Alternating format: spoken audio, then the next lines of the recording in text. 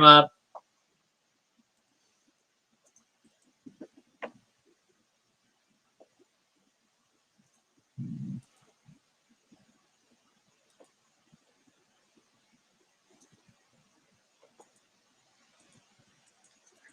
Okay,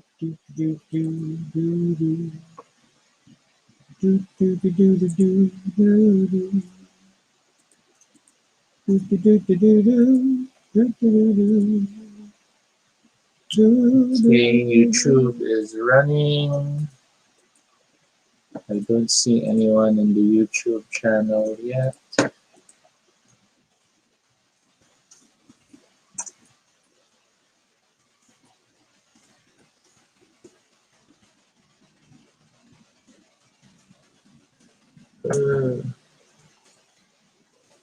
Facebook link post.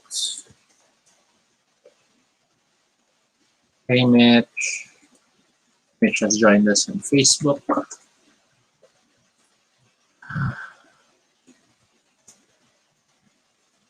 Grabe, Mitch, it's such an investment of time to watch Busted. It's like, haba na episode. The shirts are different shades. Yes, they're both green but different greens. Sorry for the optical illusion.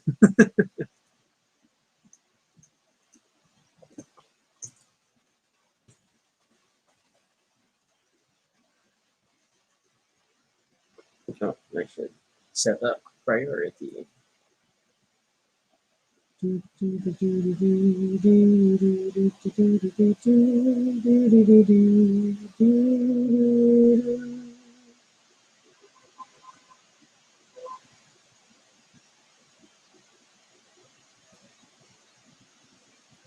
Mitch, you'll be happy to know you didn't suggest today's topic. We found another suggestion, and it wasn't from you. But for a moment, I thought it was, only because the title was also like written in a long format. This Carlo pala.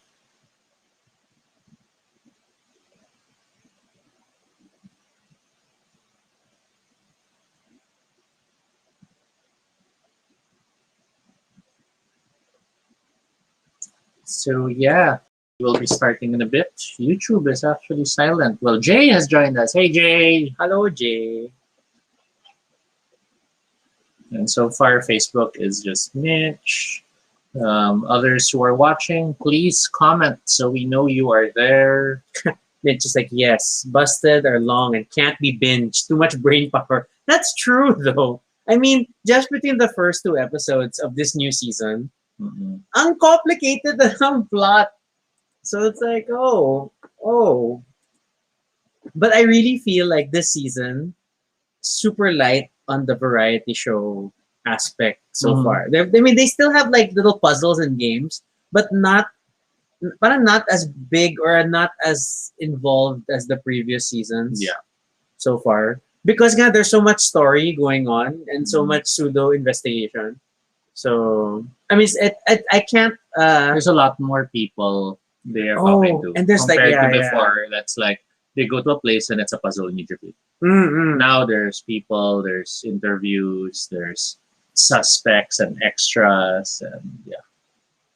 The season's the last one. Oh, that's sad. But hey, it's a good run. It's a very meaty show, and I still enjoy it. It gives us a chance to start watching Running Man next. To download Killing Eve first before Running Man. Killing Eve. So hello, Amos. Welcome back to the stream. Amos. So yeah, we are starting. Well, actually, we can start. We probably start because it's 9:10. So this is Toby. And this is Rocky. And if it's your first time here, welcome to Baduy Pride, a little space on the internet where we talk about anything we want. Oh, he was enunciating. This is completely unscripted and not entirely accurate, but at least it's honest. Join us as we talk about everything and everything random live. And if it's not your first time here, thank you so much for joining us again. So this episode is about work productivity, and this was suggested by Carlo. The actual way he worded it was productivity in the workplace, meetings, deadlines. Oh my. Oh my, indeed. Although it's kind of funny, I guess, because we're all still like largely in a remote work or work from home situation, depending. I mean, I do not I do not particularly envy those of us who have to go back to the office. It still doesn't feel entirely safe. So, um, as stressful as working from home is, in a way, it's still a gift. So, make the most of it.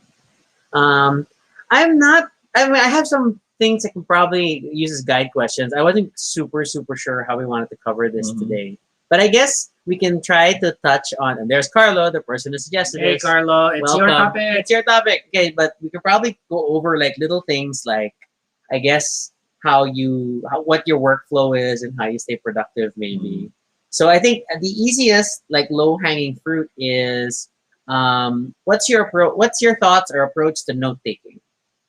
Um, okay, so I'm terrible when it comes to note taking because I do take notes, but I don't take note of where I took the notes down. There are times I put notes down using Notepad because it's the fastest one I can set up while on a call. Hmm. There is the preference to write them down on my notebook because I recall them better when I write compared to when I type. But, There's the thing about that. but I'm also terrible at keeping track of things I wrote down. So stuff I write in Notepad, I can search. But stuff I write down in the notebook, I panic looking for the page where I remember writing it down. Yeah, I'm concerned that our ongoing game of adventure games, you quickly scribble down your notes in a notebook, Mhm. including like our save file of like what our state of the game Mhm. was. It wasn't that also your work notebook? Mhm. You just dumped it in the same notebook. I'm a little concerned. Because I write them down to program them in my head. So it helps me remember things better. Yeah, but things like the save state of the game, it's like because it's a tabletop game. So then we need to know what cards are out Mm. and what locations are revealed. Mhm. And then it's like, oh, okay. Well, I'm not expecting it to be the only notes. I'm sure you're taking notes too. It's just that I have to do what is comfortable for me. Yeah, yeah. Although I realize I haven't been doing save state notes. It's like, oof, oof, that may be a problem.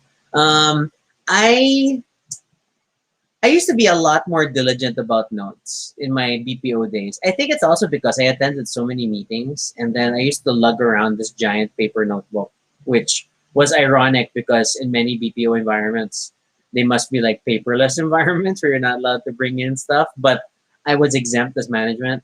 Um, and then I used to like keep very fussy notes of the day. Like I would have a date format and then like Mhm. every meeting I log the time and stuff. And then I still try to do that now. But then kind of what you mentioned about forgetting about the notes and stuff. That was my problem with my physical notes. Like Mhm. whenever I would try to go back to my physical notebook and like I need to find something.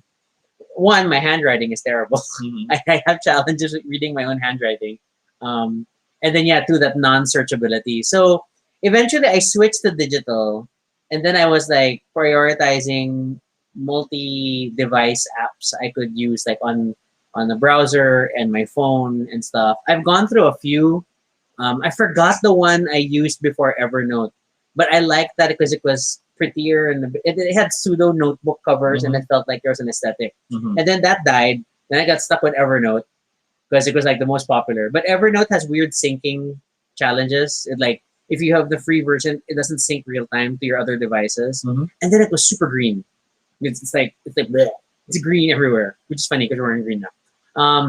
So I eventually went to OneNote, and I appreciate that OneNote has a lot of the features I needed. Even though it's a Microsoft product, it's actually a pretty good notebook Mhm. app. And then I stuck with it. Um, I wanted to give Google Keep a chance, but when it first came out, it felt so insufficient in terms of formatting features and the like. And Mhm. then like I didn't bother. So I stuck with OneNote and then I paid for MS Office for myself. So all the more I'm like I should at least use OneNote para naman sulit yung subscription Mhm. ko. But admittedly now in like the company I'm with now, I don't take notes as often. I also attend fewer meetings, so that I usually keep notes of meetings, and then sometimes I'll try to do task lists at the beginning of the day. Mhm. Are you a task list person? not so much anymore. I do scribble down task lists when I feel they're urgent. Mm, But typically, I have a number of things that are pending daily because they're just so huge tasks. okay. So, like, How do you keep track though? um, I have in my head what I've finished because Ooh. it's the frustration of I'm the only one who knows what it is. Um, so what I'm actually doing is documenting it so that others can do it without me. But That's important. that is attempting to compress like 3 years worth of work that I alone only grasp because no one else took the time to really grasp it. Mm, So that's part of my daily work, which I try to squeeze in whenever I'm not doing the other work, which tends to be the ones in checklists, because those are the ones which finish it soon, so I can go back to my daily. mm. Yeah, like something it takes so much effort to make the checklist item, Mhm. even though like even OneNote has like checkbox things that I can do. I use checkboxes more like with my list of transformers to Mhm. buy or my things I'm looking for. Itself. Oh, Carlo cites that Google Keep is still not featureful until now. Mhm. But I know a lot of people who are like avid Google Keep users, and I appreciate that. But as much as I love Google for many things, note taking and Keep not Mhm. really not one of them. Um, and then I think for tasks for me naman, because work, we do have a productivity management tool that is that is both our chat and productivity management. Then sort of the big tasks really get trapped there, and then like I'm so used to because I'm usually the one driving adherence to get people to use the task. Then all the more like I also end up using that task thing. So on that note, we at work do try to use similar things. So there's Trello, there's Slack, there's Discord. yeah. It all depends kasi on what the clients also are from There is that thing. prefer what they prefer. Yeah. But I also hate using those because uh, they're people aren't necessarily following the template. Mm. So sometimes I'll have a note for, let's say, without trying to break any NDAs, work on design of forest level. But then someone writes it down instead as work on jungle level. So I Uh-oh. might note it down, or I might look and I'm like, oh, you haven't worked on it. Then ito na, naka-check na. Yung jungle level yun. And I'm like, but it's a forest. So it's that frustration of added gulo pa. That's the challenge of tasking. I mean, like a lot of task management or productivity management stuff require a lot of consistency of language and terminology to be super effective. Mitch uses Trello, a Kanban model. Oh, that's good. I am really not a Trello person, but at the same time, I'm also not in a development environment, so it doesn't super like jive with our flow. I think, especially the way that when we manage our production queue and stuff, we've had to use Trello for certain clients, mainly for UI UX development project, and then it's like it was so alien to us to like keep with it. I see other people use Discord sometimes. Kenny, they use Asana. I mean, whatever works, right? Or you just kind of comply with whatever's working. So we have an internal tool, and that's like it's grown up around our workflow, and we're super happy with it. Even though it's like it needs more love, and it's not as like robust as a paid solution. So, yeah. But then again, most companies don't use the paid solution. That's true too. And there's like always that pain of like because even me, like say I'm the advocate for like getting people to use the same app, and then I know it's still not perfect, but I know task time tracking is still not like super done all the time, and I know I don't do it. Like I just scribble in. I mean, I add time to my tasks when I finish them, but I finish things like kind of really quickly, and then I just keep logging. So I don't know. I don't know. It's like different things for different people. Yeah. Okay. What else? What else? Mitch says documentation. It's a pain, but it's a great game. That's true. I mean, like especially for redundancy and like making sure other people can pick up what you're doing. But even there, you then have the frustration of file formats. I mean, even if you say let's all use Word, there are those who will be on a certain version of Word, which when you open it, formatting goes to hell, and you're like, shit, I have to now readjust things and the like. Or you'll have those who like working on the document by saving a local copy. So when they've done their changes, they send you the new copy, and you're wait, I don't see any of the changes. So now you have to copy and paste them in, or ask them to do it again, and it's a lot of this and that. And I guess that's really the challenge of um, more so now in the home-based setting. There was more control in an office setting because the hardware and software being used is pretty much what's provided at work. Mm. But now that everyone's working from home, you have some people who have, let's say, oh, I only use Open Office at home because I don't like using like this and that. Then you have others who are very happy with Google Docs. But then We're a when you Google Docs but company. then when you export the file, it has to be exported as a PDF or something like that because the formatting changes, and then you now have to find a converter and yeah. I don't know about complex form because a lot of our PowerPoints still look decent when we export the slides, but I guess it really depends on what the formatting was. Yeah, and requested. it also changes depending on the fonts you use.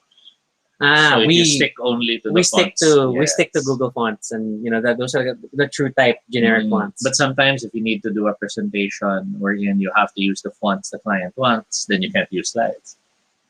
So it becomes all this. Okay, now you have to work on it on Photoshop or Illustrator, then export and then paste, and then we have a bunch of cases like that where the designers have to like custom design slides, and then it's annoying because the text is an image, and like oh no. yes. Yeah. So Kenny agrees. Templates and same language terms is really a requirement for these kind of things. But you know how it is. It's just people will use what they use, and then you can continue to drive adherence, but it's difficult sometimes. Carla shares wikis are useful for logging process for future reference, but people don't like using and editing them. And this is very true. I mean, like, it is weird that the only time I have invested seriously in learning wiki markup is for my BattleTech wiki. And that's the only time I've had the patience. At work, we once tried to make an internal wiki using Google Sites. And that's like super easy because it's a what you see is what you get style editor like Google Docs. But it's still such a pain to manage a wiki. So I don't know. Mitch is like, Gaia need ng governance for document mismo. I think that's why we like Google Slides because it really helps us with governance. But but it's not perfect, and there's still times like I have to send all these reminders. Like every time we send to the client, please name the version so that we can retrieve the version instance because I keep saving real time and all these things. Andre's like Jira na ata madalas gamitin lalo na for tech updates. Yeah, I see Jira mentioned a lot. Uploading files and where to upload varies now too. To us, it's like Drive is everything, but then we still end up using WeTransfer for big files. Then Drive for because some Drive reason. also gets mad if you try to put something too huge and like we won't scan this because it's too big. And then we've had clients that they can't access any Google things. So because they're firewalled, but then they can WeTransfer. So then it's weird. Or old school, and they're like, can you please send to us in secure FTP? And like, oh man, I have to set up an FTP server for you. And then it's sometimes interesting how some clients do have their office emails, but when you tell them that you'll share on Drive and stuff, they use their personals, or they'll create another Gmail account just to work with that. Yeah. But then when they email you updates and stuff, it's their other email. So you're like, wait, I'm getting confused now. So now when I send you stuff, it's suddenly asking for permission because it's a different account. And then client will complain, I can't open it. It's asking me to make an account. Di ba may account na ako? And I'm like, well, it went to the other account. Yes. Okay, Mitch shares pet peeve. Marketing playbooks are not compatible with Google Slides. Yes. This is our big challenge to our own design team that we've been talking about implementing like a new template for the company decks and stuff. But then our main requirement is it must be compatible with Google Slides. There are a lot of free not free, but there are different services, some free, some paid. Things like Envato Elements or I forgot this other one. I forgot what we used another slide thing, but there are a lot of people who like provide nice custom Google slide templates that when you get it, it has like samples of all the different slides and you just have to replace the images. Super good. And like, how come we can't do this? So it's a challenge though. It's not easy. Even in PowerPoint, it takes a certain discipline to understand how to edit a slide master versus just making Yeah. a deck. In fact, for PowerPoint, I've kind of, well, although this is more for talks, I've kind of gotten used to avoiding using what new features exist. Because So, it may not be available. yes, so like the animations and stuff, rather than do that, I'll just have multiple slides and add the element. Oh, So when I switch, it the looks like ad it's hoc animation. and as much as it bloats your file size, it makes you more certain it will work when you do your things with others. Okay. Kenny's like, their work's very collaborative, so everybody on the same page when it comes to file types and language used. I like the word should, but the reality is not always the same. Even just meeting formats now, like, I mean, we super love Google Meet at the office. We're very supportive of G Suite. But then you'll have clients like, could you send us a Teams invite? I'm like, oh, okay, I think we have a Teams account somewhere or can we have a Zoom meeting and stuff? And one wanted WebEx and like, okay, can we use your WebEx? Because I don't have a paid WebEx. Yeah. So Andre does ask, how do you guys feel about Zoom meetings? Well, okay, we're a multi-country office, so we've always had a lot of online collaboration, and it's always tricky. Um, our meeting protocol is as much as possible. We advocate that everybody has their camera on so that it doesn't feel like you're talking to space. Yes. And I mean, if you're gonna eat and stuff, okay, fine, then maybe you can have your camera off. But then generally, you should have your camera on. But then your microphone is mute unless you have something to say, and it's very, very important. Especially sometimes feedback happens when the person is listening to the call on speakers instead of a headset. Then the sound carries back to the mic sometimes, so that's a pain. But I don't have a big problem with them, so we join client meetings with the camera on, and then the client will be like, "Oh, do we really have to turn it on?" And like, it's up to you, but hey, we'd love to see you. So yeah, we also have a reminder to all people who have meetings to pay attention to your profile image. If you do use them for any other personal reasons, then the profile image might not be appropriate at work. This is why I'm glad we have very distinct work emails. We've had very, very revealing images that have popped up as profile images by accident. For those who like changing their backgrounds, same thing. We've had very interesting background images show up. Yeah, I think the safest is just blur background and not load. But sometimes custom they have background. a prepared one, yeah. and when you load it, it appears na, and they didn't notice. Because the moment they turn on the camera, that's the only time Which they is look. like sloppy, because I feel like most conference apps let you check first before you join but the some call. don't bother. Yeah, they just rush it. And then don't wait for someone to bring up that your area might be noisy. Be sensitive enough to notice it. And just mention, I mean, that's fine. Like, we had clients say, like, I'm sorry, I live near the airport. Yeah. You will hear fighter jets occasionally, so I will need to mute. Like, Yeah, okay, and no then problem. that's fine. But if you're like, you're used to the noise and you're wait for someone to complain before you mute. Yeah, then that's not bad form. And then when it also comes to not being on the call with the camera on, you don't necessarily have to make a huge deal out of turning off your camera. You could maybe it's a small message, or maybe you'll just mention it in passing at the start. But you don't have to announce every time you have to turn off the camera. Yeah, that's more disruptive than actually just turning it off. Yeah. I mean, like, it's understood. Like, if you have to turn off your camera, something happened. But you assume you're trying to listen to the call still. Carlo shares the pain of some clients have VPNs that are too complicated to connect to. That is true. And I've had the reverse situation where I'm troubleshooting, and I quickly figure out, are you on a VPN?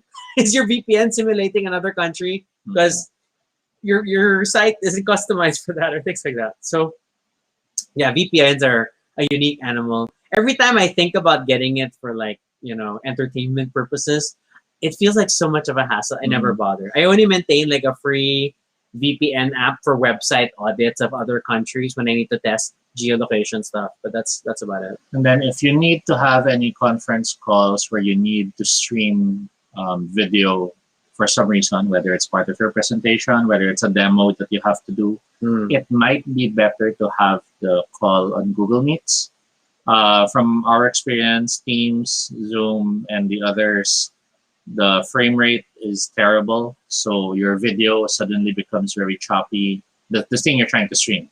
But in Google Meets, you're able to ask them to adjust their incoming or outgoing quality.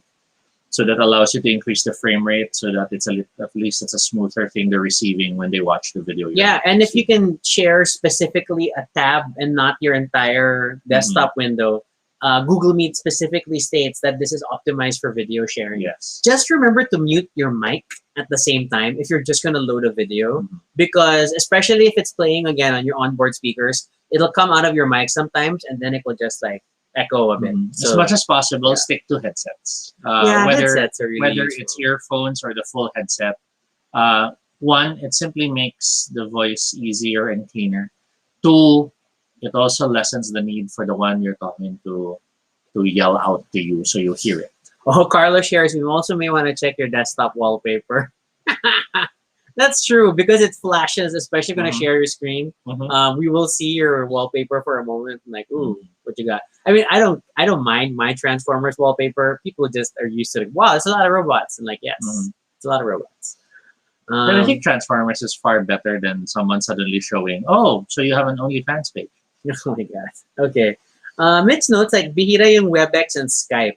Well, Skype kasi was overtaken by Microsoft Teams. Because remember, it used to be Skype for Business, and then it became Microsoft Teams. So I think that's why we see more of that. WebEx kasi it's really cost prohibitive. I think it's only the bigger companies that still use WebEx. But we recently got to tinker with the client's WebEx, and you know, the feature set is still pretty good. They've caught up in a lot of ways, but you know, it's a very enterprise solution, I guess, is the safer way to say it. Andre's like sharing screens make you kind of paranoid. Yeah, I mean, like I'm very like before a call, I close unnecessary tabs, and like I'm really like ready to like I'm just gonna do my meeting because I don't want to alt tab to the wrong place or like case in point, we were talking about WebEx. WebEx does not let you share a tab. It shares the entire screen or entire application. So if it's a Chrome tab, it's still all Chrome. So I've had a WebEx where I was showing a presentation and then I took a peek at my email and they're like, Rocky, we can see your email. Oops, sorry. Okay. It's WebEx. It's not Meet. Meet, this is Meet. You can share a tab, but WebEx, it's the whole thing. So that's a pain. Mitch is like memorize shortcuts to mute and unmute. Oh, super.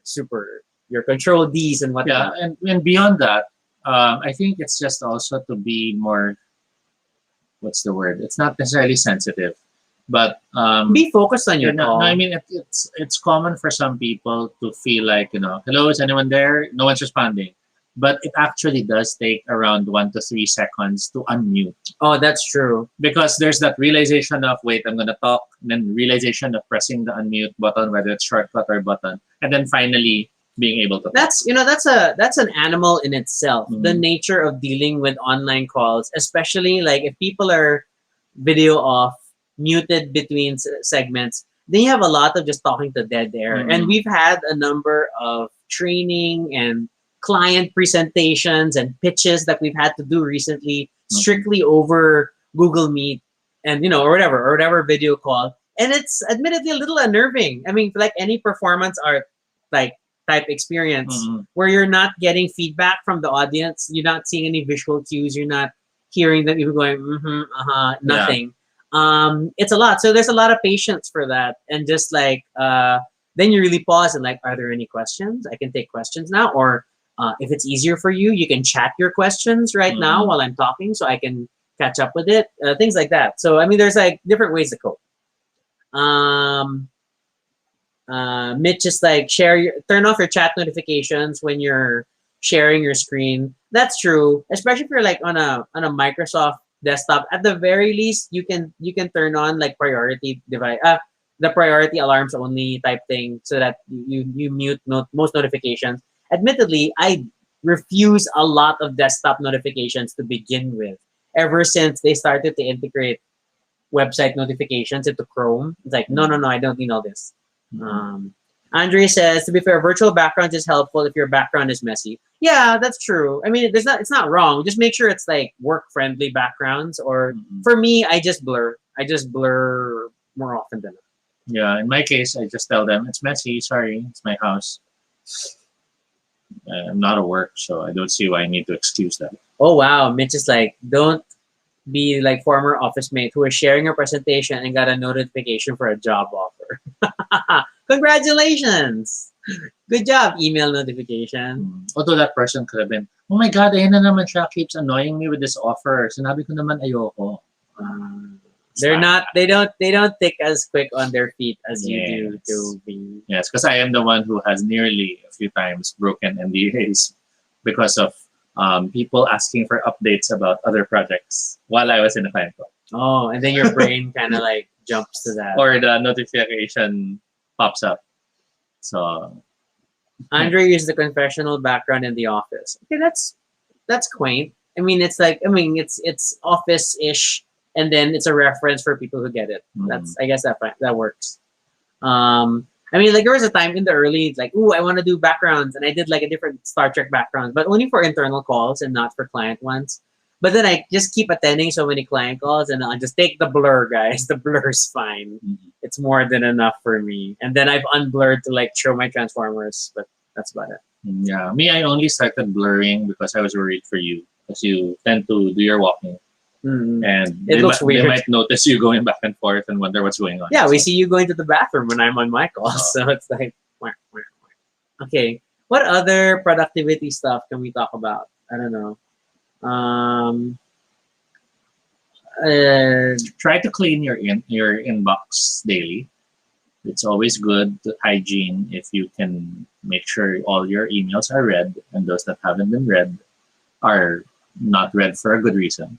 Yeah, I mean, like, there are different approaches to managing your inbox. Inbox zero is not an absolute requirement for everyone, but and I know I mentioned this before, but Gmail has a if it's Gmail, but there are a lot of great tools for managing your email in Gmail. So things like if it's important but you don't need to look at it right now, sometimes it helps to get it out of your inbox so you can snooze individual emails and set the timer to when they will reappear as a reminder, things like that. And then or if you're old school, put them into folders or labels. GTD type thinking is always the like the urgent and then next and then tomorrow. Then that's just categorizing things based on when you're going to need to get them done, and it kind of helps as you check off the day. Then you archive the email, and then you're done. Other Andre tips? adds, avoid matching your shirt with your background color. Yeah, Yeah, I guess so. I don't think that's really an issue. it's not full chroma. I mean, I guess it would be an issue if you were working in a creative office, or if you were representing the company in a creative manner, and then they see you don't Have a carry yourself body. well creatively. Okay. There's how to be presentable kahit work from home. Accept the fact you are working, and it doesn't matter where you are. You have to be responsible enough to be in a working mindset. I still dress up. Yeah. I mean, like I don't dress up like because my normal work attire would be these shirts, so I don't wear these on a regular basis. But I wear distinctly different shirts from my pambahay. or pantulog. Yeah. So it's definitely I my work routine is different than Yeah. that. And then I really get in that mindset. I won't be comfy with people showing up on a work call in Sandos, for example. I won't be comfy with them taking the call and looking like they're still in bed. Wala. It just doesn't. One, it doesn't feel respectful to the work. Two, it feels like you're not sure if they're focused. And three, it also just tells you how much attention they're giving what you're going to be talking about, because they might be half asleep, they might be thinking about their shower and all this and that. I mean, like I know that not everyone necessarily has a greatly distinct place to work. Sometimes, depending on your living situation. But then it could be little things like maybe you should buy yourself like a backdrop or something during work. Or even just, let's say if you normally spend time for talking with those, with your kids, for example, then maybe if it's time for work, you try to do the calls in a different room so the kids aren't like swarming around you. Maybe you don't really have a place and it's just like a single room apartment, so you can't really do anything about your background. That's fine. But at least don't look like you're taking the call in the clothes you slept in and your hair hasn't been fixed. Yeah. Diba? So like, I mean, my day starts. I mean, obviously, I work out every morning, and then because that helps really prompt me that I have to shower, Mhm. and then I dress up. So then and then I brew my first cup of coffee. So there's like I have my little ritual to get into work mode, and then as I sit down, then I'm kind of good. And I think that's the segue to the question Kenny asked, which is how do you keep yourself motivated to work throughout the day? First is have a pattern. You must have an expected pattern of things you have to do for the day. Mm-hmm. It doesn't necessarily mean you're doing the same thing, but it could be something like you have your check emails, do this, and then a little routine that you are used to that makes you keep in mind it's a work thing. It could even be something as simple as you remind yourself to make a bathroom break every few minutes because if you were in the office, you would have to walk all the way to the restroom and like at home you just bathroom whenever you want. But by doing that, you kind of train yourself that okay, it's work mode. I won't just laze in the bathroom when I want to. Yeah, I mean, kind of like the coffee at the start of the day. There's the midday Mhm. coffee. There's the merienda sort of break ish Mhm. thing. Things like that. I'm always weird about motivation because I'm really not a motivation person Yes. in the sense that work is work. Well, I mean, we say it a lot. It's an annoying statement. It's like it is what it is. But parang I can take myself outside of it, and so that even if I'm feeling down or tired or whatnot, Mhm. but if I have to work, I'm gonna work. I mean, yeah, in simpler terms, work isn't really fun. It's work. Yeah, That's why it's called work. And the what's this? To motivate yourself to work is to remind yourself you're getting paid to do it. yeah. It's like It's funding your happiness. It's it, funding the it fun pays the things. bills Mhm. and things like Now, that. if you're lucky enough to be doing work that is also fun, then great. That's even more awesome. But that only lasts for so long as you keep finding reasons to see why it is fun. Yeah, work is still. I mean, as much as you like, people love to draw and design and stuff. Mhm. But then when it becomes tied to a client's design aesthetic and there Mhm. are deadlines, There will always be then it starts to sacrifices. feel work. Yes, So there will always just accept be what it is. there will always be things that you will have to do which are not necessarily what you would prefer to do, and that's why it's called work. Mitch shares a nice tip. Given people are stuck on their laptop screens more than normal, best to allocate free meeting, half day or whole day for your team, just a breather. My sister, I could because we share calendars, schedules lunch. There is a lunch break Hmm. plotted every day in the hopes that no meetings get plotted. So when people try to schedule meetings, they show up as busy. Hmm. So little things like that is definitely like tips you can do. So and then especially for like if you're using Google Calendar, you can configure your meetings. What's this? You can configure your default appointments to buffer 5 minutes in between. So there's a setting to make sure that you don't maximize the time that you. So all your meetings are like 25 or 55-minute meetings, and it leaves you 5 minutes between meetings, which could be important to like wrap up time or going further. Now, I know it's also a common joke that parang this could have been an email instead of a meeting, and um, from what I've noticed, however, is that still is really dependent on the level of, I guess you could say, work maturity. That's of the other person. Mm-hmm. It's not necessarily if they're 10 years longer, but whether you're the type to handle work with a more mature mindset. Because there are people really who do get things better if you spell it out and carefully talk them through it, compared to if they just read it. Yeah, Um, and outside the skill concern, in a 100% remote work environment, you lose a lot of the casual interactions that yes. aren't meetings either, but actually get a lot done. Where the basic you get to turn your chair to the person beside you and like, hey, does this look okay? Does Yeah, this look the small weird? moments of Yeah, feedback. so we lose that, and those end up becoming meetings now in a remote work situation. So I know like my production team has mentioned that it's weird to them that they have more meetings before than they Mm. used to, but they understand why they need it because they still need time to interact and like collaborate on certain things. Yeah, in terms of creative stuff, I've even told some team members that, you know, since you're working alone, it's very easy to fall into this rut wherein you're thinking, I have to make this perfect before I present it. Because it sort of feels like how homework used to be done. Mm-mm. Wherein you do your best and then it's one presentation and then you'll get your grade. But work still doesn't work that way. Work will still be about revisions, about perfecting something towards what is needed for the final Aligning project. with the client. So brief. get the job done faster so you get the feedback faster. Yeah. It's not about presenting something that already looks like it's completely done because 90% of the time, what you envisioned is still not necessarily what the client will want.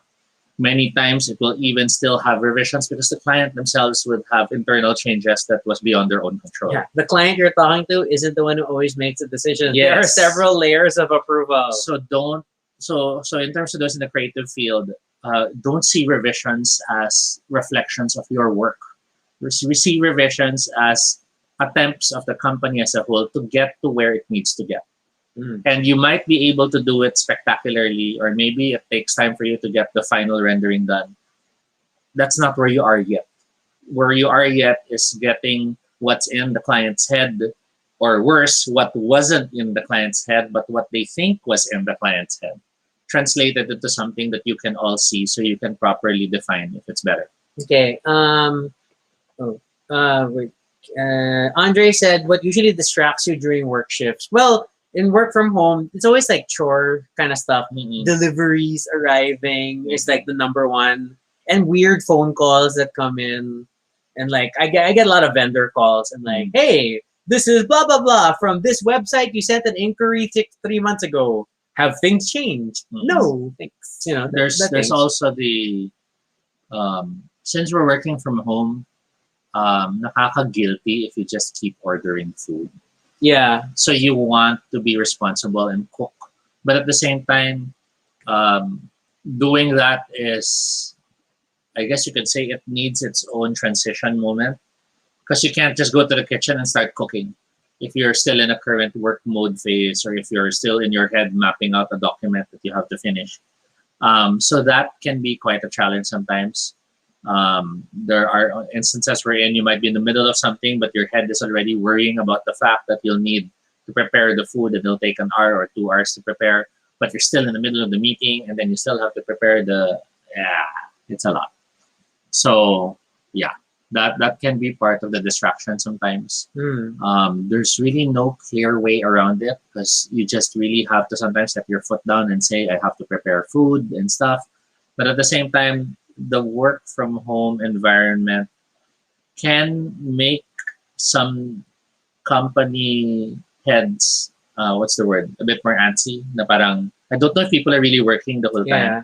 And it's a common thing to fear because you can't really tell what's going on. Because it's not like everyone is able to see what people are doing by just looking across the room. Mm-mm. So And it really depends on your company culture and environment, whether you try to foster, you're trying to be more empowering and trusting, or are you more controlling and concerned? And you can't necessarily argue one is better than the other. It really depends on sometimes the individual. yes, sometimes there are people na kailangan more controlling. Yeah, Sometimes yeah. there are projects na hindi pwedeng mas mas relaxed. Okay.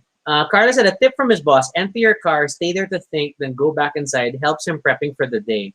I feel like this tip works if you have an attached garage to your house. It's like easy to get to the car. Because he does add later on, he hasn't done it because his parking is far. Yeah. Because even for you, like the parking's in the basement. I do that sort of when I do my daily bathroom break. I commit myself to having a period of time that I don't rush using the bathroom.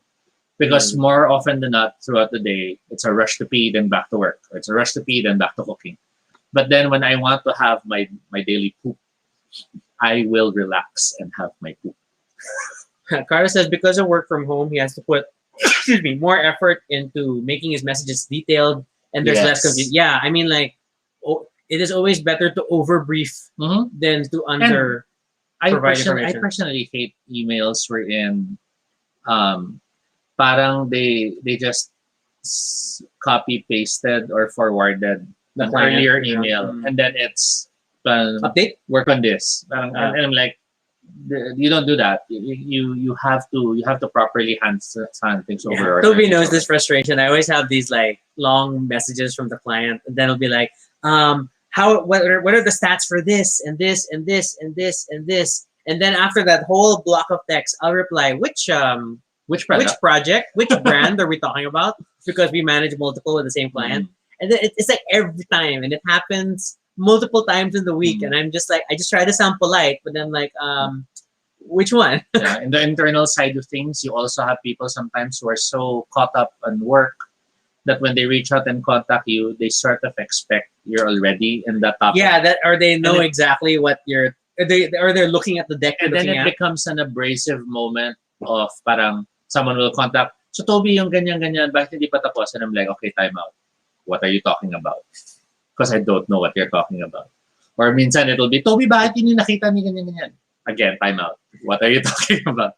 So it's that sort of thing. It's, Yeah, I mean, like I think it helps that for us because we were so used. We were more used to working Mhm. remotely between teams. Then a lot of our conversations start like, "Hey, I'm working on the blank Yes. deck. I send the link to the deck again in the chat, Mhm. and then like, let me know when you have it up, and then I can walk you through it, or I have questions about slide, whatever." Mhm. So, and then we have a lot of like, because we have editorial process for copy and design and stuff, and we have a lot of passing along. Mhm. Where it's both a combination of tagging them on the slide, but also documenting in the task management tool Yeah. that it's this slide with a link to the deck and mentioning which slide numbers Mhm. have changes pending review, and then we leave notes in the speaker notes to show who's looked at it or not and who Mhm. worked on it. I And- mean, like there are all these little And it's processes. a real pet peeve of mine when people go back to me with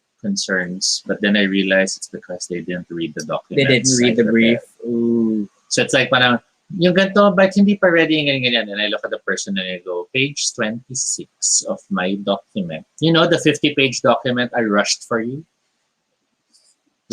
Ooh. Mitch does share messaging apps have become a replacement for synchronous conversation. Conversation. For me, that's the problem. People have to realize that messaging apps are still the equivalent of leaving a note on your table. Because just because they sent you the message doesn't mean you automatically can receive it. You automatically can react to it, and you're already ready to respond to it. Mhm. Urgent still falls under text, and actually super urgent falls under phone calls for me.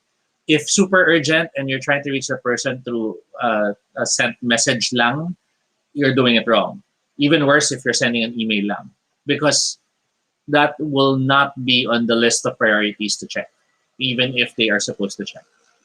Yeah, like I know like I mean we're digital marketing. We handle social media management, and we kind of adopted similar timelines so that when people chat, I'm sorry, I'm not obligated. I mean, Yeah, if they reply to you within the hour, that's then fine. good. Mhm. That's okay. But then we never assume it's real time, Yeah. especially like in production where you have designers working in AI or Photoshop and stuff. So that's a full screen experience, and that requires your occupies- brain to focus yeah. on that. So they're not going to see the notifications coming in from the messaging platform. And I think that's part of what um, many have to realize about the accessibility. You can't assume. Bernie, hi. Hey, Thank you for saying hi. you can't We miss you assume too. that just because you sent the message, the person has seen it and knows how urgent it is compared to everything else that they are doing as well.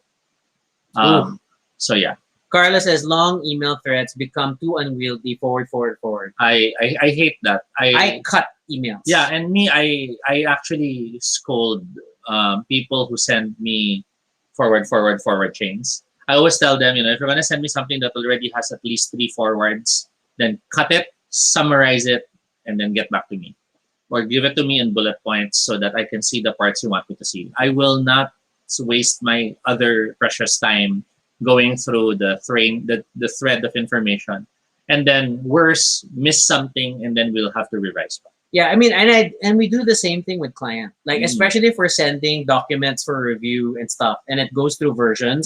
Our rule of thumb: each version is a new email. You can use the thread if you want to, but please change the subject and make it a new email thread Mhm. so that they know this is we're now talking about version 2. We're now talking about version 3. Mhm. And it's a discipline, and your whatever equivalent of client relations or accounts management just has to get used to it and have to be the ones driving it Mhm. for the team. Because if not, I mean, like, yeah, if you're already talking about different subjects, or if the client asks questions that are different from the original, Or worse, the email subject is only RE. yeah, then be the one to change it. Be the one to say, and you can mention at the beginning, updating this thread, the name of this thread so that we understand what's going on. Or since we're talking about something else, I moved this to a new email thread. I mean, just be the one to change it. Don't just keep replying back. So take the time. Take the time. Yeah. Okay. But yeah, so yeah, Mitch was saying about messaging ads. So it's kind of burdensome when you think about it as real time. Can need manage expectation, like response can be delayed. Yeah, I mean, number one, don't assume it's real time. That's and the same goes for client that they can't expect it to be real time. I mean, like these are it's urgent to give some sort of a response. But then if you don't have the answer, it's okay to give a holding Mhm. reply and like Yeah, I give it a, I send messages, and then if there's still no response, sometimes I nudge with a few more messages. If there's still no response, I then send a text message. Parang, is everything okay? You're not responding. Because I'm sorry, this is the Philippines. yeah. Outages, signal issues, all of this really happened. And then if still nothing, I miss call. Mm-hmm. Because I don't expect them to answer. But I want them to know, okay, it's urgent enough that I'm now calling. Yeah, yeah. And then if still no response after a missed call or two missed calls, I now call and wait for an answer. And when it reaches that point, I'm like, okay, what's wrong? Why are you not responding? And then sometimes the answer will be, hindi kasi nawalan kami ng kuryente. Well, your phone is not connected to that. Why are you not informing me? Yeah. It's you have to do the diligence of keeping in mind, even if you're working from home, you're expected to be working. And we don't want to be principals that will watch and check if you're working. So if you have connection issues, kung nag-brownout, kung naputulan ng internet, kung yung computer nasira, kung yung aso na may kinain at kailangan mag-emergency to the whatever, That's happened. just tell us, because we need to at least know that we will pivot and adjust to make sure that work is not affected. Yeah, and the same goes for like, especially like early quarantine when you had only designated people to leave, and then it would result in like certain errands have to be done by certain people. Then just let someone know, let your supervisor know that you have to step away for a slightly longer period of time, and then just roll with it. Yeah, I think a lot of it is still um, school guilt. Na parang we're raised kasi na we have to perform a certain way, and the moment we're not performing well, we're bad students. But when it's a work situation, if you won't be able to work well, you actually all the more have to state it so that the office can do necessary adjustments to keep the work so the work's not affected, so the client will still be happy. I mean, we've just dealt with, especially now, like a lot of outages and a lot of like internet downtime. With the pandemic, it could even be something as bigla mo na balitaan, someone in the family might have COVID, and that's a mental strain that can keep you from working. And you don't have to pretend you're okay and keep working. You just have to be mature enough to realize that the rest of the office, whether or not they like you, deserve to know that they have to cover for you. Yeah, but it's true. I mean, like, it's coverage, it's redundancy. It's so the work's gonna go on whether or not you can't work. And so then just let us know if you can't. You'll have some na, nahiya kasi ako magsabi, na ganyan. It's like, in the end, no one's gonna do it. And then, so lalo nasira ka pa kasi one, you affected the office, and then two, you showed pa that, inipit mo pa yung boss mo. So, yeah. Ooh. Carlo liked the email thread. Wow, we're super big on it, and I mean don't complain about the client always making it, replying to weird questions. Just be the bigger person and create a new thread.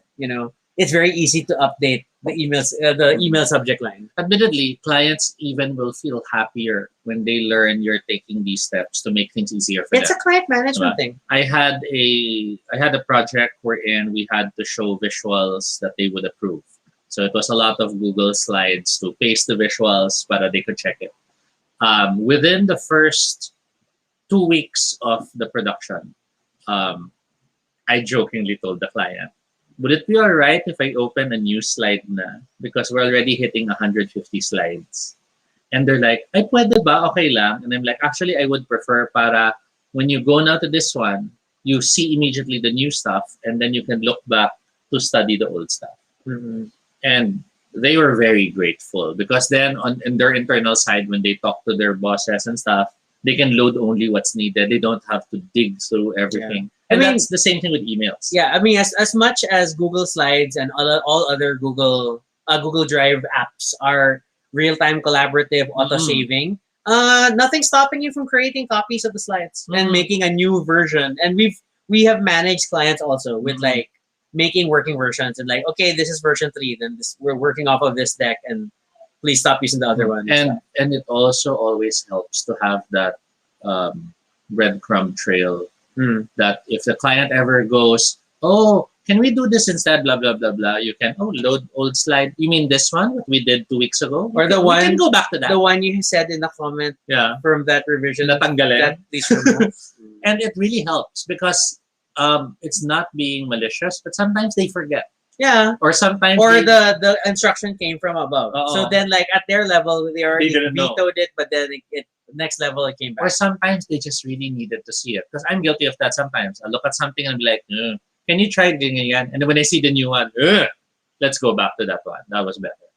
And that's a normal part of the creative process. Yeah, we super document the trail. And like I mean like our production decks for the material that goes back and forth, we literally have a table on the slide of client comments and then the revisions we made. And it's hard to update. It's annoying to update.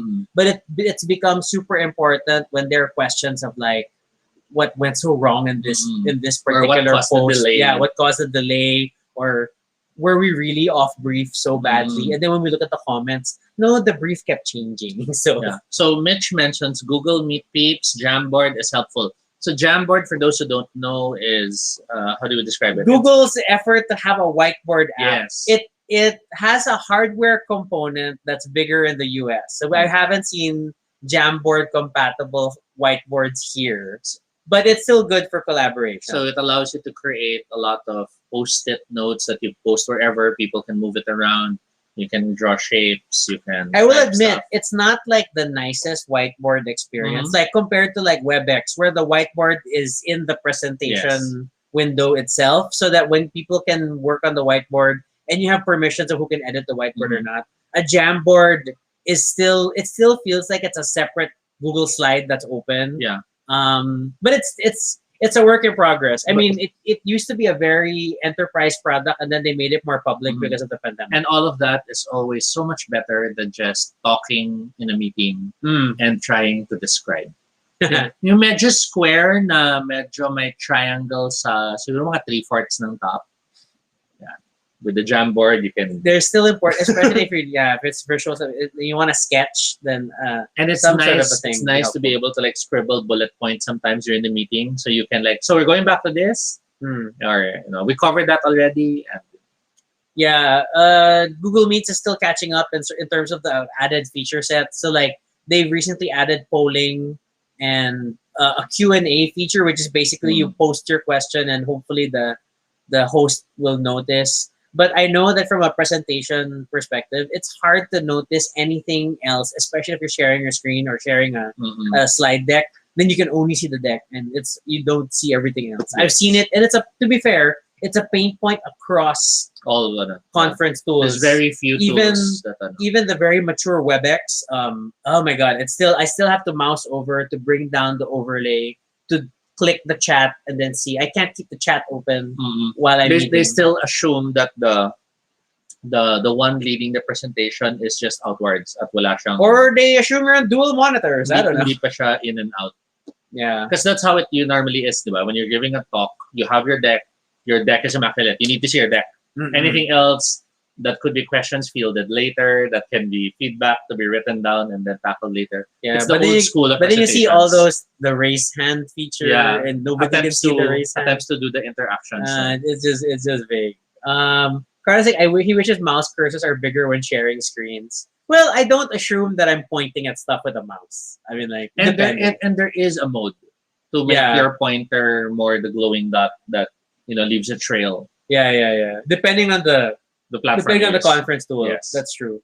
Google Meet is a little bare bones in that area, but that's it is it's still largely workable. I feel. Uh, what else? What else? Other are there special apps or whatever things that have helped you from a productivity perspective, or I don't know whether it's on your iPad or thing. Are there other things you use that help with your productivity? Saying no. Not an app. No, sometimes there'd be like, can I pull you to this meeting? And I'd be like, no, I have stuff laid down. I can't. I have to focus on this because this is part of my schedule. Um, Not that you'll be rude, but it's just that um, the fact that you tried to set a schedule, you have to also be willing to defend that schedule sometimes. You have to know the value or the importance or the immediacy of certain topics or items you have on your checklist. It's easy naman kasi to reschedule stuff if you're sure you can adjust it. But if you're always affected by other meetings or other responsibilities, but then that affects your own workload, and then when that workload comes up, people will ask why is it delayed. You can't say kasi you guys kept calling me. It's your responsibility to say no. Whew. Mitch chimes in with Google Data Studio report and visualization. Okay, even I'm still a little intimidated by Google Data Studio. I mean, like, I'm still happy with the native analytics charts or Google Ads charts, or I'm still very old school where I'd rather export my data and then I'll build a chart in Excel. But yeah, I really need to get into Data Studio more and more to get used to that. But my challenge, my output is still a lot of like Excel reports and PowerPoint. So like I still can't quite get people into a whole Google Studio real-time dashboard experience. Now, so Andre does mention it's professional to inform ahead of time. Kenny asks when and how to say no when you've done too much workload for the day. Okay, so that's a loaded question. Because one, it assumes the workload given to you have full control on how much you will work on. For example, if it's a output-based workload thing, meaning you have to complete this number of X of something, then maybe if you've hit that goal, you can say, I'm done for the day and, I'll continue the rest tomorrow because that's my workload for the day. If it's not an output-based thing, more often than not, it's like prioritization yes, on a project level. Like, guys, these are the things that have to get done today as a team. Now that has the weird pros and cons of efficiency. Like, for example, I can come up sometimes with, let's say, game concepts. I can make 3 to 5 concepts in a single day. And some people that might take the week to do. So, in theory, I can say I did my work. I won't work now for the rest of the day. But that's stupid. I'm paid more because I am more efficient. I can handle more. But that also doesn't mean just because I can do everything in one day that I'm always doing everything in one day. I still have to be fair to myself. I still have to make sure I schedule things properly because I know I have my other responsibilities. So in terms of when can you say no, Kenny, I think it's more identifying what are urgent work and really need to be done.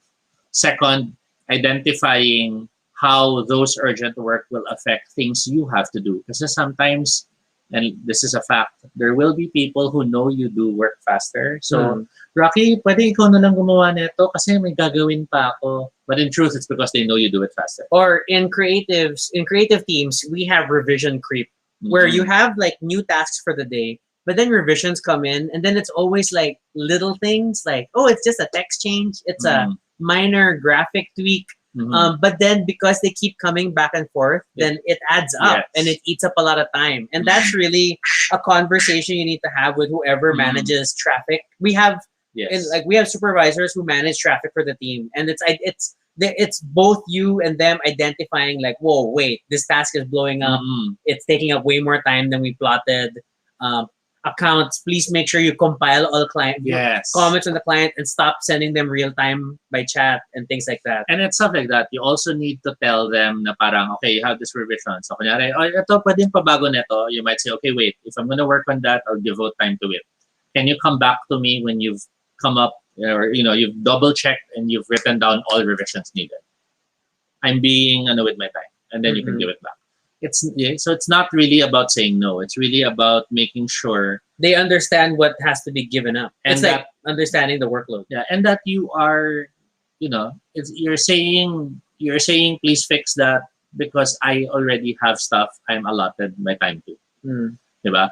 Kasi if you are going to go, wala, 1 hour I won't do anything kasi tinapos ko na work for the day, then you're not being efficient either. You're being a dick. Because there always is work, and Yeah. sometimes the it might not be work that you have to do now, but it could be work like research, making sure you're still a bit aware of market trends. It might be work such as making sure maayos yung files mo, cleaning up your stuff so that if you need to bring it Mhm. up, it's arranged na. It's preparing stuff for tomorrow and Yeah. making sure you have all the files you need. It's like taking time to back up stuff. Oh my Mhm. God, please back up your files. to erase redundant documents because sometimes may mga na-rename na or hindi na kailangan. Or you downloaded the same attachment 3 times and then it's like copy one, Mhm. copy two. And to be honest, the only time you will have no work to do is it's because you have resigned and the day is the last day.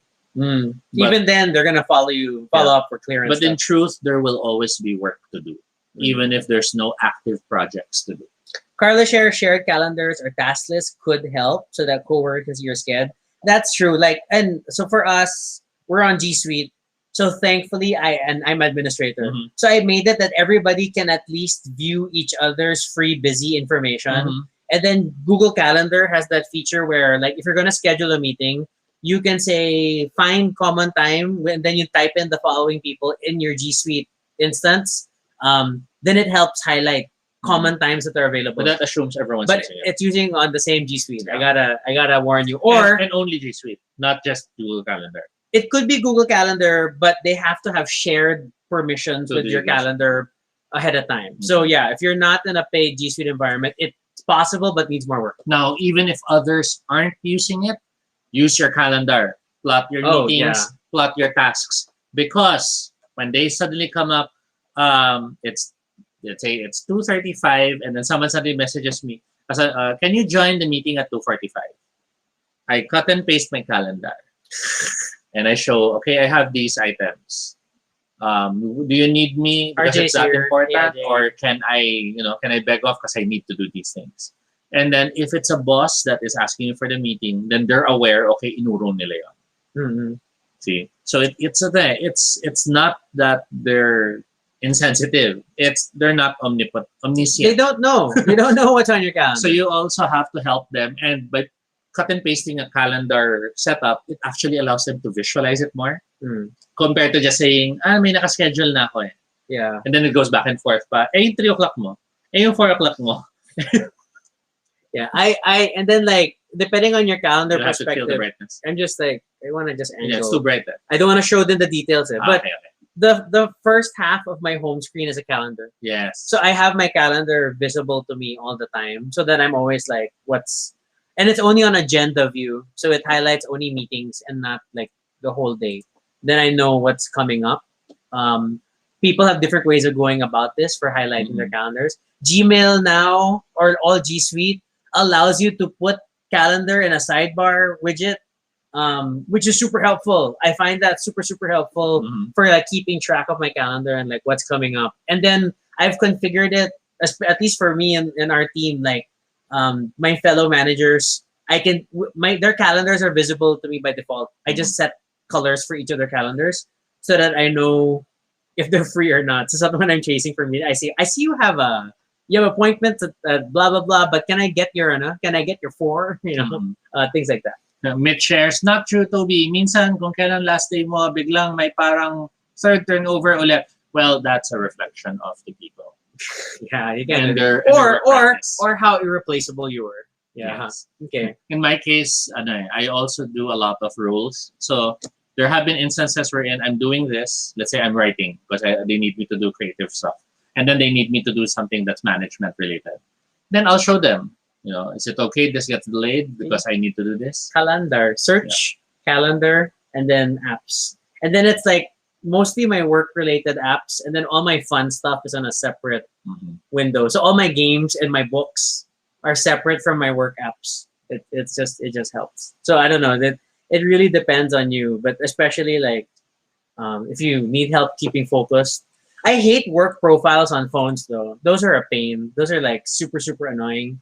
I see value in them on Android, but if you're not required, I'm not gonna use it. It's like I hate work profiles. What else? When you're doing calls, it helps to rehearse and hear yourself. Because there's a large tendency when you have headphones on that since you're not hearing yourself, you start to raise your voice thinking, it's easier to be heard that way. But then for those not in the call, it can be very loud as well. Sometimes naman, it might not even be people outside the call, but the people who are receiving you can hear you just fine. But since you can't hear yourself because your ears are covered, you have this tendency to talk louder to hear yourself. So it's a tricky thing to learn, but parang it's not really muscle memory. But parang if you're talking and you take off one ear and you continue talking, you kind of learn that feeling calibrate, of that level. Yeah. Pay attention to your ambient noise sources. Things like an electric fan. If your electric fan is going to be in a position that will hit directly on the mic, then watch out. We're very conscious about that even on Baduy Pride. So like I have the fan on and it's pointed it's no longer oscillating so that it doesn't hit the camera, or we hide the camera when I'm using the camera just as a mic, so I don't have video, but we're using it as shared audio. Then it's sitting on the table behind my laptop, shielded from the fan. I don't know. As shady as this will sound, there really are people though who don't know, and their voice has a certain timbre that's masakit to listen to. That's true. No, I mean there really are people, and it's not no fault of their own. It's just how they talk, and there's no solution for that. Yeah, you'll just have to grin and bear it because there's no way to tell them to change their tone without insulting them. But at the same time, there's no app to adjust it. I think there is no degree of noise cancellation that's gonna fix that, or parang a switch and it suddenly goes down one octave. Yeah. But there are really the masakit sa tenga. I've had those instances. Music in the workplace. In a shared workplace or work from home? Unless you have a clear understanding with everyone. Where I use headphones. Never play music in a call. Oh, never play music in a group chat. Never play music in a live streamed event, even if it's a party. It might sound awesome for you to have music playing, but through the microphone, then broadcast in the live stream, it sounds like shit. Yeah, because you hear only every other note, or like every 2 words from the lyrics. Then it's just messy. And then it sounds terrible na, and then it's always at that annoying level that you can't control. Yeah. So the people will just hate the fact that that's always buzzing in the feed. And the music comes at the same level as your voice, especially if you're piping it in from external speakers. Then it's really not going to be good. Like if you really want to share music, like for purpose of the event, it's going to have to be like sharing a video. So like you share and that will be cleaner pa, because it's not going through the microphone. Yeah, it'll be direct through the app. And it's still gonna take over. Like everybody will be talking over the music. Yes. And it's very difficult. Yes. And then in a shared environment, if you can't control, there's always the muting. But be aware that what you don't normally hear because nasanay ka na, people will always hear. Yeah, before at the office, we had like a shared Spotify playlist. That was the company playlist, and then like people could add songs to it. We did that and nominate. Before. So that was like the office music for a while. But people would still end up using headphones and like playing their own music. Kasi nga, not everybody likes all the songs in the office music playlist. So, um, and that has its own discussion on its own. I'm a headphone person, so. And then I guess we've had two ducks now, so I guess we should start approaching a wrap up. Mm-mm. We've talked about note taking, we've talked about meetings, we've talked about Productivity, task productivity. lists. Um, I guess the last few things I can bring up would be um, work from home, unfortunately, also means not everyone has their lunch breaks at the same time. While in the workplace, that was not uncommon. Diba? There's some na magla-lunch ng 12, some Mhm. nagla-lunch ng 11 kasi gusto nila maaga. Work from home does sometimes make it much more weirder. Some people have lunch really much later hours. Or some people have lunch, kailangan mag-lunch kasi family and Oh yeah. hindi pwedeng hindi kasama ang family. So if you have those problems or those requirements, make sure your team knows. Don't expect that they'll just understand. Be at least courteous enough to help them map the schedule to keep that into consideration. Everyone is, working in a very different way, and for those who are used to super professional, wala work dapat lunch mo 12 to 1 lang. I'm sorry, you'll have to adjust. The fact that you can't um, if you can't invest on making sure the workers go to work and are covered to travel safely in the pandemic, then you'll have to make adjustments with the fact that they'll have to work. And that also means being open-minded enough to the fact that they can't be super that level of professional when it comes to time. In many cases, you will even have to accept the fact that that's happening because they are also working on home computers.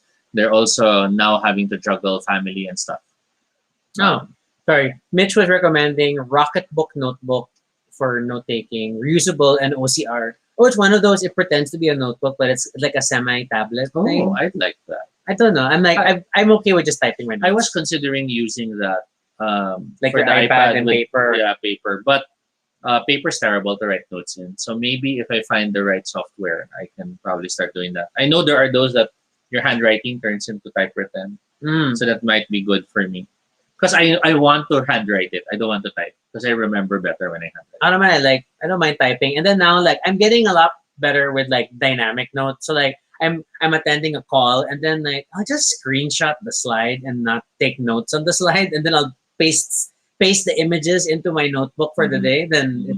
Then it kind of works out. Then I what I like about OneNote is the multiple levels that I can create notebooks, and then each notebook has pages. So then I can create a page per day. And so I have a very complex structure. Like, di man, I have a page per month, and then a notebook for the year, and then like I segment that way. So it everybody has their own tips and tricks. So Mitch is like, it's a paper, then you scan it, and you can borra later with water. Okay. So it's not a fake tablet Yeah. pretending to be a notebook. But I've It's seen some paper. of them. I haven't Yeah, seen the actual product, but I've seen some of those online. It's just that Toby's also very guilty about. He's gathered all the notebooks, planners, and whatever we have received or generated over the years. They're all in a red bag behind him, and it's just like he just keeps using whatever notebook he can. So look, it's a Young Sheldon notebook as a TV promotional item. Yeah, I have all those notes there. I have all my Sharpies ready. So this used to be what I used to write with, but Tablet. I don't use it Pen anymore. tap thing. So yeah, I have the smaller notebooks. And look, see, it's all, buti na rin you can't see it because it's NDA stuff. But it's all filled up. So I don't throw away my notebooks. I don't know, maybe if it reaches When I used to do physical notes like this, I at the end of the notebook, I would put a piece of masking tape on the front and label the years I've used it or the months I've Mhm. used it. It kind of helped from an archiving perspective. I really should junk those. My BPO notebooks are still in the house somewhere, and I haven't thrown them away. But I used to put a label on the front of like what the coverage of that notebook was. Yeah. I like the fact for me because they're like diaries. So sometimes there's time down the line, I see it and I look back and I'm like, I remember these ideas. Yeah, which is not bad. Yeah, but for organization to make your information a little more usable, I would date tag that I'm thing. terrible with organization. That's what I love about Google, and like I've been wanting to write an article about it. Like as funny as their sort of mission, which is to make the world's information searchable and usable. The whole concept of usable information is fascinating to me, and I think it's the main driver for the digital age, where there's so much information out there. You can always say you can just Google it, but yun nga eh, until you can find it in a format that is useful for you, then it's useless. And that's how I feel about note taking. That if you cannot manage your notes in a manner that it's retrievable or functional for you, then you need to figure that process out. And it differs from person to person. Mitch says, any moment you had the thought, ako ba nasulat nito? Yes, Always. all the time. And there's always that, I can't read what I wrote. Because I also used to keep my notebooks beside the bed. Because I also scribble down dreams and stuff. And I think these are fine if you just segment your notebooks. We have more than enough notebooks there instead of using the same notebook for everything. well, I used the same notebook for everything dati. Now I actually have a two notebook thing. See? So there's this one for the game stuff, and then there's this one for work. Then why did you scribble our game notes in the work notebook? Because the first notebook you could grab. Because yeah, the tendency to grab the first notebook is still there. But I used to do it all in one notebook because nga, it's like a diary, so I could like go back in time. So parang if I look at this page, I worked on this day. I remember that's when I had those ideas. Then the ideas would be there. But Also. yeah, me at the beginning of each day, when in my notes, even my digital ones, I'll date it first. Today is this date, and then I'll try to put the timestamp of my meetings. I used to log important emails that way, or emails that become tasks. Then I got this email, the client looking for this, and then I'll clear it out eventually. And now it's like a combination of our task management tool, Gmail snoozing, and stuff. I never use Google Tasks. I'm sorry. I again, one of those weird situations of as I love Google, but I didn't like Google Tasks. Huh? It's Pico, and he says he keeps a ream of bond paper to take notes. Also, he's very late. Yes, you are. We're wrapping up. Wow, a ream of bond paper. That's kind of fancy that you're using fresh paper for notes. Yeah, I have a ream of paper. Okay, to be fair, it's because we have a printer. No. Because there was a point I wanted to do fun-looking notes, so I have the colored paper. Wow, I didn't even notice you had that.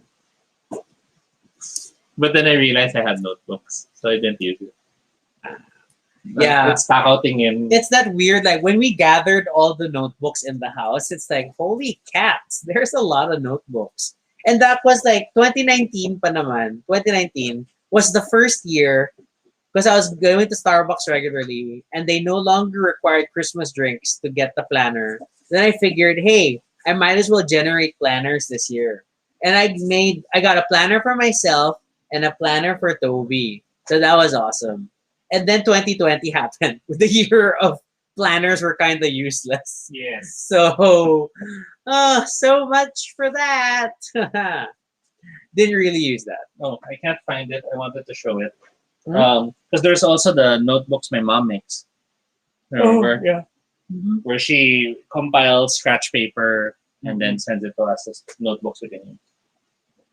But yeah, is there anything? I think that covers a lot of stuff on productivity, both in the traditional office setup and now in this weird remote work situation that most of us are still in. And I mean, ultimately, what's this? Not everybody has to be as organized as everyone else. Everybody has a different workflow.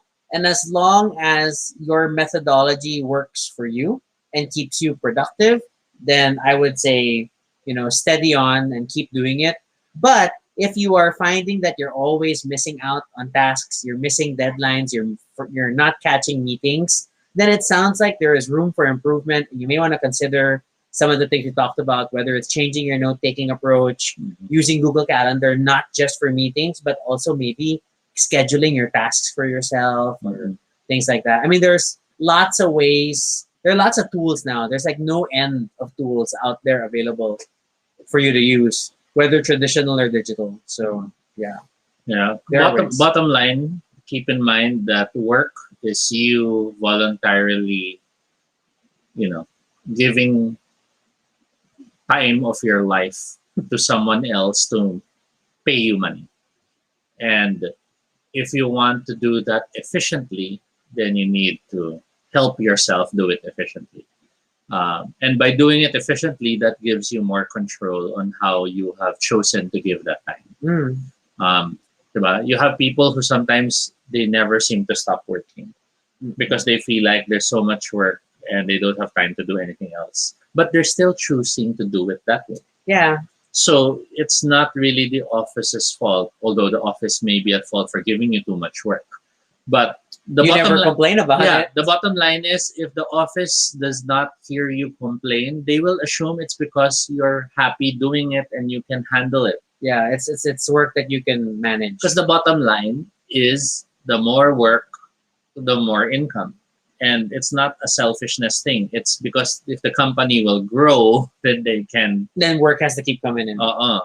So you have to understand your part in the relationship that is work. And um, if you feel you're paid too low, they won't be the one to tell you. Yeah. If you feel you're working too much, they won't be the one to realize that. And if you feel your time deserves to be focused on more important things, you would be irresponsible not to bring that up. Mm-hmm. So that's my ending. Oh my God. Pico shares used in his first job, he'd bring a clipboard with a lot of back pages of scratch papers from his thesis. Clipboards are inherently intimidating. I used to walk around with a clipboard, especially when I was in quality assurance and I would have to do side by side monitoring and call center agents. Like the clipboard is intimidating. And it's practical because I need to be able to write on this flimsy monitoring sheet while walking around, but there's something intimidating about it. And it can create an antagonizing relationship with coworkers. I liked how in my first formal job, my early notebooks at that time were uh, reams of yellow pad paper and the like. Mm. Kasi they're left over from school. Yeah. I think that natural transition of So during meetings, whatever parang, stuff you have. it's yellow pad. Like, yun yung paper ko. Yeah, then it's like a status symbol. Like everybody, we should all be using nice notebooks, and stuff. I never got into the nice notebook. I always got into the I like notebook, meaning Okay. it looked cute and stuff. I was only nice notebook in the sense of for sketching. Admittedly, at first it felt very aesthetic. Remember, I used to have these big notebooks for work. But then, ooh, it's so nice to take notes when it's like this big notebook. Then I can create 2-column layouts for certain meetings and like, ooh, okay. So I mean, again, it just find what works for you. Different Kasi work for me, patterns. it's the opposite. When it's too nice, I don't want to use it as a notebook. Why am I writing long notes on it? I should be drawing on it. I should be painting on it. It's a waste of paper. Okay, that's about it. Yep, that was Eon. Sorry. All right, that's all the time we have for this episode. We had a lot of fun, and we hope you'll join us again next time. For questions or suggestions for future episodes, fill up the Google form at bit.ly Baduy Pride Ideas. Thanks again for Carlo making us talk about work for another 90 minutes after our workday. Good job. You can follow us on Twitter, all Toby No Shade, RG Sunico. You can also check out our blog, baduypride.com, for all the previous episodes and stuff about us. Of course, be sure to subscribe. Feel free to chime in the comments below with your productivity tips and how things work out for you, and how do you answer many of the questions asked in this stream about motivation, productivity, video calls, and all that. And be sure to subscribe for notifications, whether on Facebook or YouTube, so you don't miss our next live stream. Oh, and then last reminder, no Baduy Pride tomorrow. We have a game, but we'll see you on Thursday. And then none on Friday. Probably none on Friday. We're gonna enjoy the long weekend, but we might do a special Sunday Valentine's Day episode, we kind of have an idea, but we have to flesh it out. Yes. And it will still depend on the games we play over the weekend. Yes. Yeah, but that's it. So once again, I'm Rocky. And I'm Toby. And this is Baduy Pride. Have a good evening.